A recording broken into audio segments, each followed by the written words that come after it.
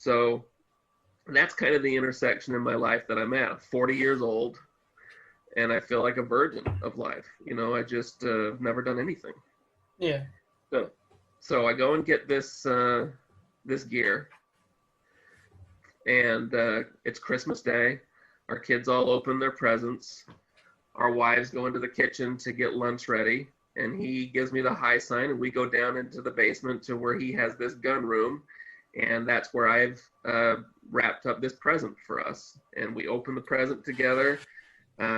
We load the bong with frosty water, and load this huge bowl piece full of this black tar looking salvia stuff that just came in this foil wrapper.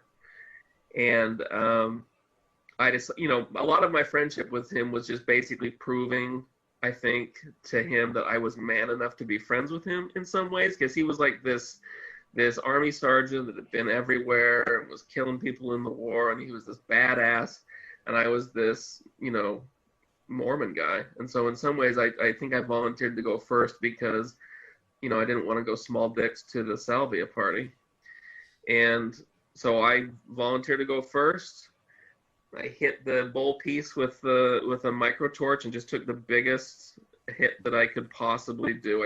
I've been watching videos on people taking bong rips, and I just hit a big manly bong rip and held it, and then I felt the floor. And the best way to describe it is I felt like my molecules and the molecules in the floor no longer had anything to do with each other, and I just slid right through the floor of his basement, and there was a short sensation of falling, and then there was a sensation of falling up, and I fell up into a person.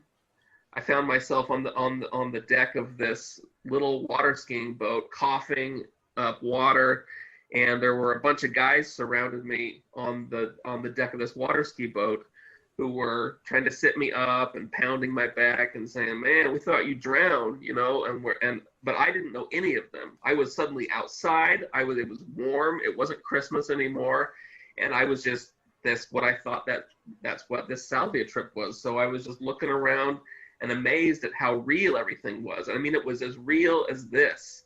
It was just the water was wet. I didn't know any of these guys, but they all seemed to know me, and they thought that I'd been water skiing and that I was this different person. And I looked down and I looked slightly different, but it's hard to tell.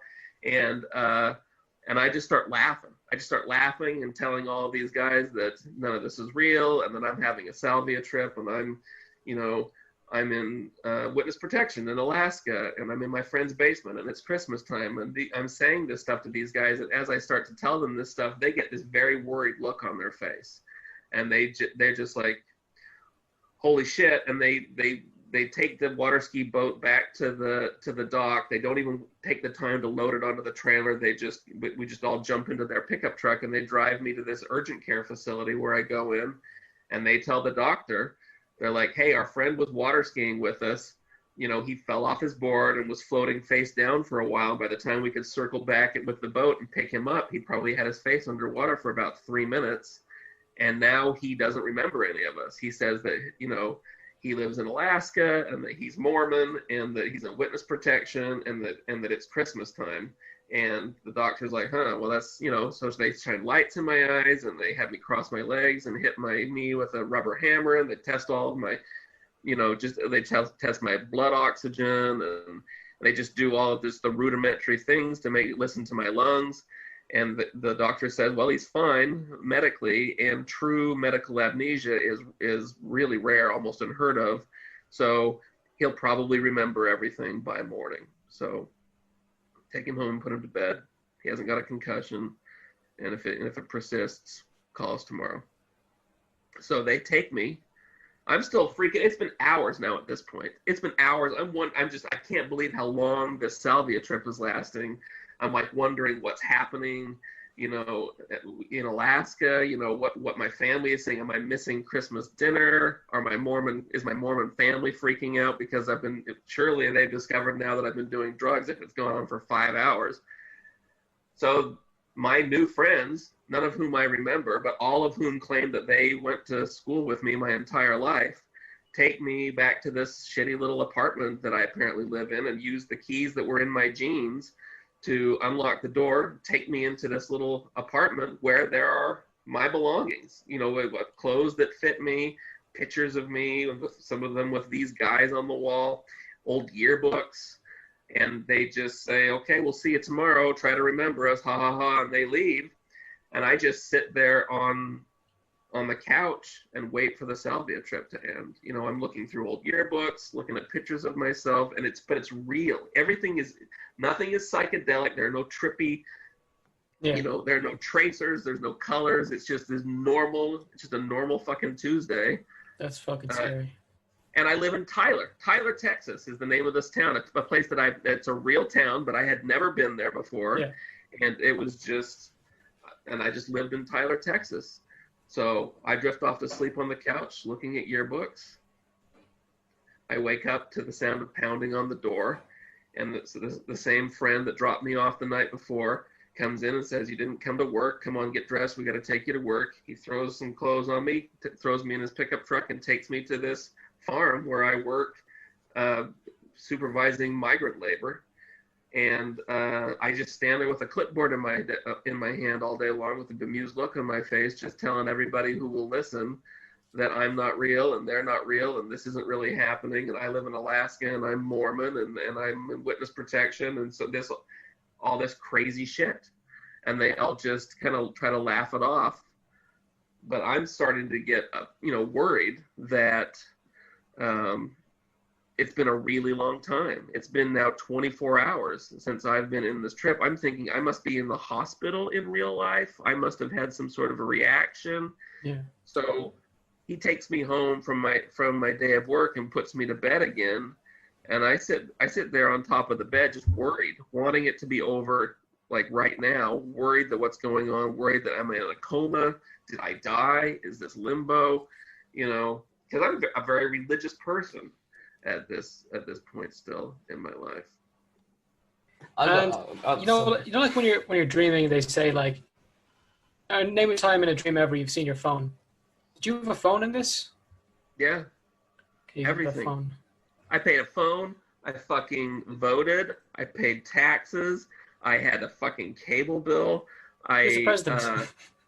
It was Barack Obama at the time, and everything. And I would spend as the days turned into weeks, and I lived every minute of every day in this Salvia trip for 8 years.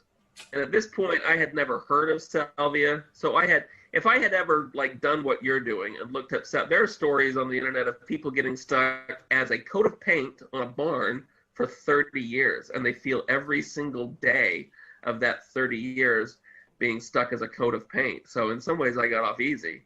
Did you ever think of trying to locate yourself? Did you ever think of trying to go to Alaska? Yes. All of those things. I tried all of those things. I tried calling my house. I tried calling my old high school. I tried calling, because my family had been in that little town for generations. So at one point, I actually loaded my ass into an old Pinto and drove the 1,000 miles or so to Smithfield, Utah from Tyler, Texas, and went into this little town fully expecting to see the town that I'd remember for my entire life. A whole hill on the graveyard with Cantwell names on the tombstones, and none of that was accurate. I went into that town and it was exactly like going into a town that you'd never been to before. I was just, none of it was the way I remembered it. The high school was named something different. I went into the high school and asked them if there was any record. My dad had been a school teacher at that school. They had no record of him.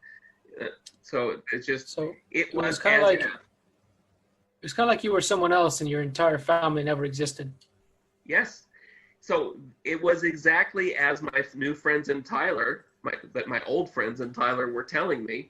They said, you had a near drowning incident. You have brain damage, my friend. We have known you your entire life.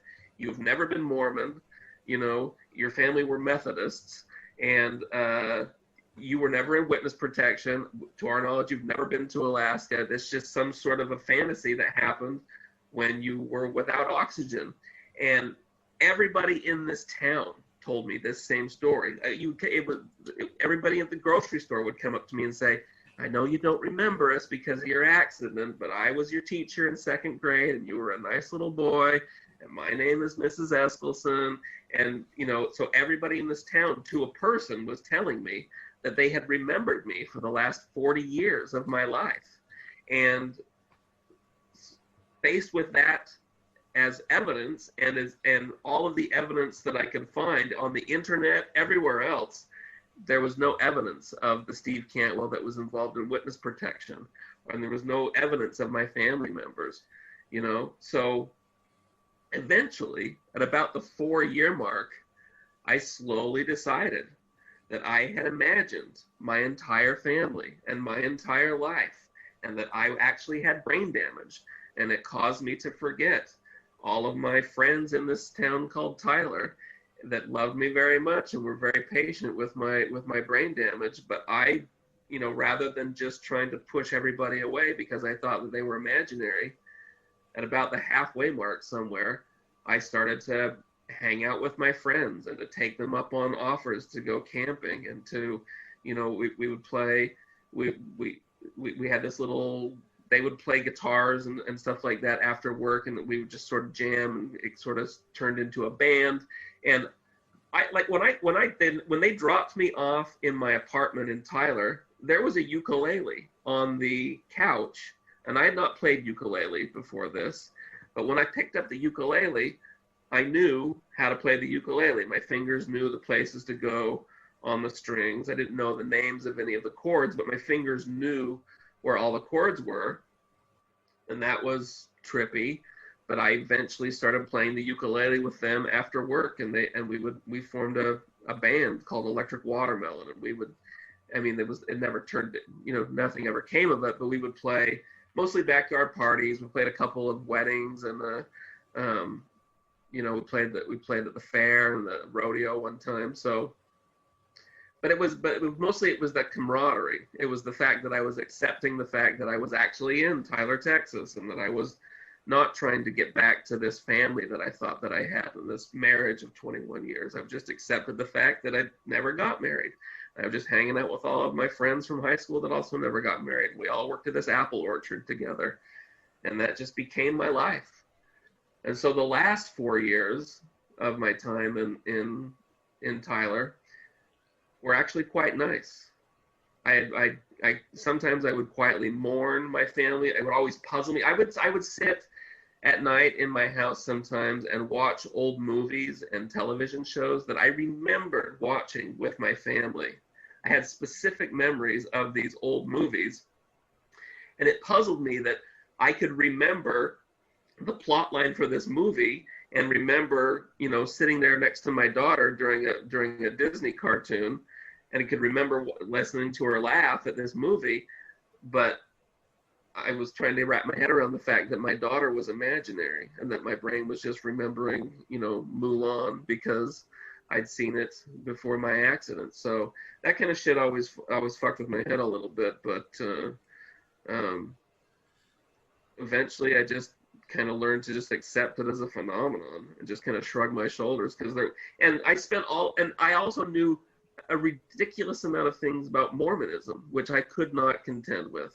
I knew because all the things that I knew about Mormonism with the secret handshakes and the magic underwear and stuff like that, those are things that Mormons don't really talk about. Every Mormon always wears magic underwear that goes from their knees to their elbows. You wear it 24 hours a day. It's supposed to protect you from bullets, knives, evil spirits, werewolves, anything. And I spent my entire life wearing magic underwear. And I looked that up on the internet when I was in Tyler, and that was exactly accurate. And all that handshake stuff was exactly accurate. And all of the detailed knowledge that I had about the history of the Mormon church was accurate. And so that was a real fucking head scratcher for me. I just want to say, for anyone who's like scratching their head right now, just think about putting yourself in that situation. You're off with the lads. You got a little doob of some sort, and one massive pull, and suddenly you wake up. You know, you've these people pulling you out of the water, and they're super concerned. You sound like you're a crazy person to them, and then the whole process of going to the doctor, living a life, years. You know, as you said, that just 8 years. sounds crazy. 8 years. How did you how did how did you wake up? How did that happen? Well, I think we'll get to that. Yeah. So so while I'm looking up the Mormon Church and wondering at how I have all this knowledge about the Mormon Church, I look a little bit further, and I look into the, because most of the people that are talking about the secret handshakes and the magic underwear are people that have left the Mormon Church, and so they've got all this realistic but negative shit to say about it. And so for the first time in my life, I don't know anybody around me that's Mormon, so I have the courage, I think, to really look at some of those viewpoints for the first time, knowing that no one's going to look over my shoulder. If my logic is, if I really am Mormon and I'm looking where God has told me not to look on the internet, I'm not really doing it because I'm imagining this. And if I'm not imagining this, then I'm not really Mormon. So with that logic scale, it just allowed me to read everything about the Mormon Church, and I convinced myself that, if I ever had been involved with the Mormon Church, that it was probably a mistake. And I convinced myself that it was a cult. And so, I go on living my life in Tyler, Texas, playing an electric watermelon, hanging out with my friends, do a better job at my job. My boss gives me a raise because, he thinks that I've pushed beyond my brain damage, and I'm able to be more helpful around the farm. And so I just lived this very normal life for the last 4 years. And my last day in Tyler, I'm actually walking across the park with a bucket of Kentucky Fried Chicken under my arm. I can see my friends in the distance hanging around this picnic table talking, and I'm walking towards them. And for no reason, just I get that same feeling where my feet don't have the molecules in my body, don't have anything to do with the molecules on the ground. And I just find myself falling through the grass in this park. And there's the same short sensation of falling, and then that sensation of falling up. And I find myself on the floor in my friend's gun room, and I am having a full seizure. I'm just like, and my wife is behind me, holding onto my head and my arm, and the room is spinning around me, and then I feel it spin and then slow down, and then everything just sort of locks into place molecularly is the best way I can describe it. Yeah. And then suddenly the seizure stops. My friend, who has got a scared look on his face, is dialing the phone at this moment, dialing 911 for an ambulance to come. And my wife says, "Hang up. I think he's coming out of it." And I came out of it, and I just exploded crying. I just could not believe the fact that I was back. I was actually in Alaska, and my wife, who I thought I had imagined, was there holding me, and I could hear my kids outside in the hallway saying, "What's wrong with Daddy?" But they sounded very real.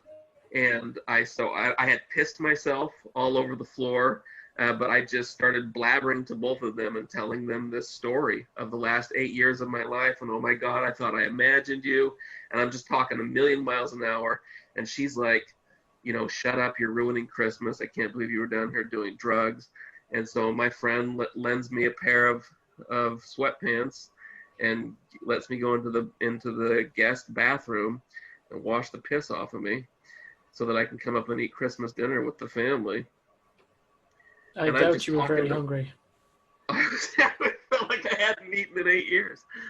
But so I just told her. I told her this whole story while I was showering the piss off of myself. So, and then she gets me under control, gets me dressed into some borrowed clothes. I go upstairs, and it's like a Christmas carol. It's Christmas. My children, who I haven't seen in 8 years, are gathered like angels all around the dinner table, and I just start to cry as soon as I come in the room, and I'm walking around and petting their hair, and I'm not telling them the story at this point, but I'm like kissing them and making a fucking ass of myself. And You were still a little high at this point, were you? I don't think that I was high. I think I was just, because it felt like I was within a few minutes that I was back with it, had all my faculties, but I was still just shocked by the fact that I was back and that all of this was real. And I guess I really do live in Alaska, and I guess I really am Mormon, and that threw me. The last thing I expected that I was going to be Mormon. When we left there, I told my wife, I said, hey, one of the things I figured out on this trip is that I don't want to be Mormon anymore. I want us to get out of the Mormon church. I don't want the kids to grow up Mormon. So I walked into that gun room, a Mormon preacher, and by the way, total elapsed time, they said that I was having this trip. My friend and my ex-wife, their best estimate, 45 seconds. 45 seconds of having a seizure on the floor equated 8 years, every minute of 8 years, in an imaginary version of Tyler, Texas.